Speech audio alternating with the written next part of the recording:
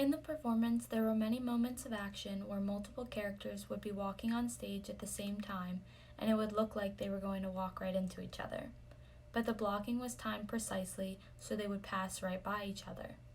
This was something that occurred constantly throughout the play, but a specific time when it was the most eye-catching was the very ending scene of the play, when every character was making laps around the stage multiple times right before the lights went out. I interpreted these moments as representative of characters crossing paths constantly throughout our lives, but possibly never making an impact on each other.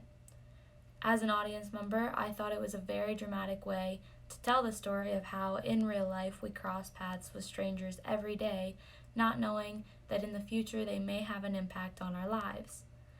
The spatial distance between the characters right when they would miss each other was the most important part of this moment. The characters would get so close to each other and yet not know anything about each other. The space determined the relationship status of the characters, who were strangers to each other. The actors would swiftly walk right past each other and not even notice or acknowledge the other. This helped me understand when they were strangers and when they knew each other. The next performance moment that stood out to me was near the end of the play when one of the characters stands on the box and is handed the baby. She starts making all sorts of noises but not actually speaking any real words.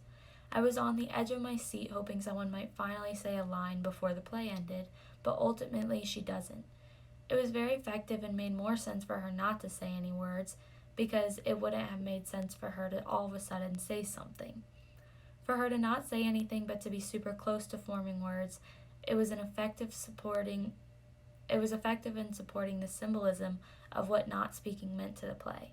It told the story that they weren't going to talk no matter what, no matter how excited they were, because ultimately they're different characters and they don't need to talk. As the character screamed and was excited over the baby, she was standing up on a box, and physically I think this represented her heightened emotion. When she got up on the box, she was screaming and making more noises than we had seen in the play yet, so for me it made sense that she was up on the box and higher than everyone else, because in the moment her emotions were running higher than everyone else's.